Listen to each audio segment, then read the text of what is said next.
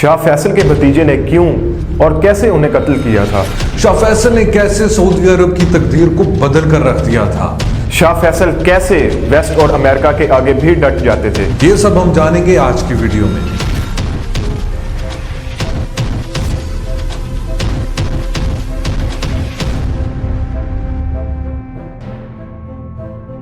पच्चीस मार्च 1975 को पैगंबरे इस्लाम की पैदाइश का दिन था। शाह फैसल लोगों से मिल रहे थे। इसी दौरान कुवैती वफ्द भी इनसे मुलाकात का मुंतज़िर था। शाह फैसल के भतीजे फैसल बिन मसाइद कुवैती वफ्द के साथ बातचीत में मसरूफ़ था। जब कुवैती वफ्द शाह फैसल से मिलने आया तो फैसल बिन मसाइद भी वफ्द के हमरा था। जब शाह फैसल अपने भतीजे फैसल बिन मसाइद को बोसा देने की गर्ज से आगे बढ़े तो फैसल बिन मसाइद ने अपने लिबास से रिवॉल्वर निकालकर शाह फैसल पर 2 गोलियां चलाईं। इतने में ही शाह फैसल का एक बॉडीगार्ड फैसल बिन मसाइद पर तलवार से हमला करने की गर्ज से आगे बढ़ा तो उस वक्त के सऊदी अरब के वजीर पेट्रोलियम ने चिल्लाते हुए कहा कि इसे मत मारना। फैसल बिन मसाइद को गिरफ्तार कर लिया गया। शाह फैसल जख्मों की ताब ना ला सके और अस्पताल पहुंचने से पहले ही दम तोड़ गए। कातिल भतीजे फैसल बिन मसाइद का 18 जून 1975 को रियाज के सबसे बड़े चौराहे पर सर कलम कर दिया गया। फैसल बिन मसाइद बेसिकली शाह फैसल के सौतेले भाई मसाइद बिन अब्दुल अजीज का बेटा था। फैसल बिन मसाइद अपनी हायर एजुकेशन हासिल करने के लिए अमेरिका गया। वहां उसने सैन फ्रांसिस्को कॉलेज में दाखिला लिया। इसके बाद वो यूनिवर्सिटी ऑफ कैलिफोर्निया में भी ज़ेर तालीम रहा। शाह फैसल की मौत के बाद कुछ क़ियास आराइयों के मुताबिक फैसल बिन मसाइद दिमागी तौर पर ठीक नहीं था। अलबत्ता बाद में डॉक्टरों की रिपोर्ट के मुताबिक वो दिमागी तौर पर बिल्कुल ठीक था।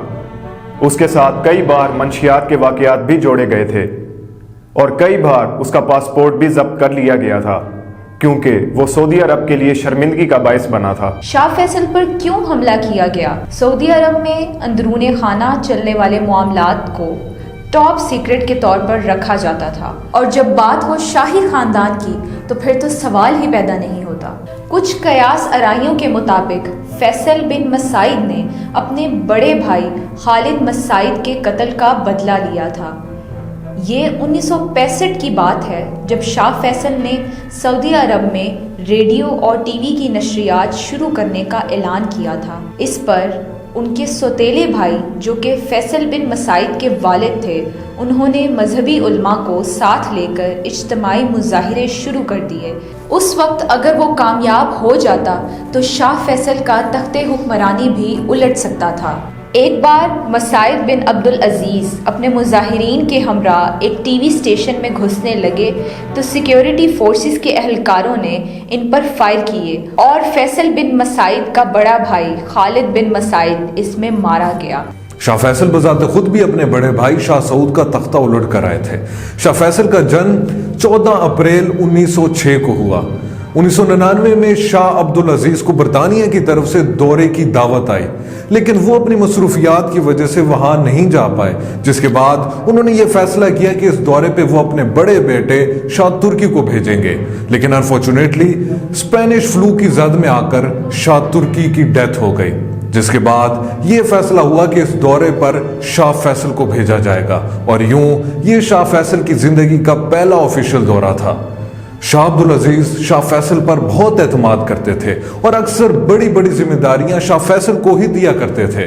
1926 में शाह फैसल को हजाज का वाइसराय बना दिया गया और वो कई बार सऊदी अरब के फॉरेन मिनिस्टर भी रहे। 1953 में शाह अब्दुल अजीज के इंतकाल के बाद शाह सऊद को बादशाह बना दिया गया, लेकिन बादशाह बनने के बाद जो होल्ड शाह अब्दुल अजीज का था वो नहीं रहा और दाखिली और खारजी मामलात में इनका होल्ड ना होने के बराबर था। उस वक्त शाह फैसल वज़ीर आज़म थे और वली अहद भी।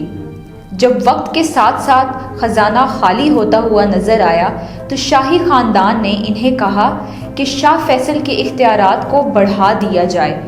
यहाँ से शुरू होता है शाह फैसल और शाह सऊद बिन अब्दुल अजीज़ के दरमियान ताकत की कशमकश। और दिसंबर 1960 में शाह फैसल वज़ारत उज़्मा से इस्तीफ़ा दे देते हैं, लेकिन वो अभी तक वली अहद थे।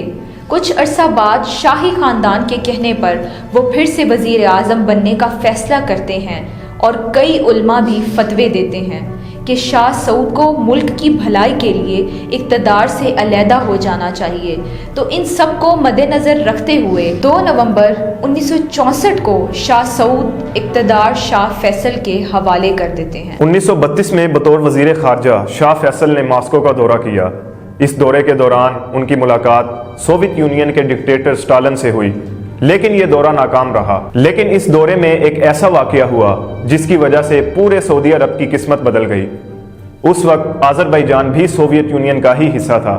جب شاہ فیصل کو آذربائیجان کی آئل انڈسٹریز کا دورہ کروایا گیا، جہاں پر خام مال کو مختلف طرح سے ریفائن کیا جاتا تھا، تو ان کی آنکھیں دنگ رہ گئیں کہ جس کالے پانی کو ہم زحمت سمجھ رہے تھے وہ ہماری تقدیر بدل سکتا ہے۔ شاہ فیصل مکمل طور پر سعودی عرب میں جدت لانا چاہتے تھے۔ وہ پہلے ایسے حکمران تھے سعودی عرب کے جنہوں نے ویمن امپاورمنٹ پہ کام کیا۔ انہوں نے خواتین کو ایجوکیشن حاصل کرنے کی اجازت دی۔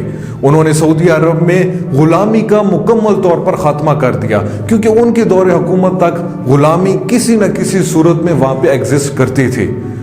شاہ فیصل نے ریڈیو اور ٹی وی نشریات کو جاری کیا۔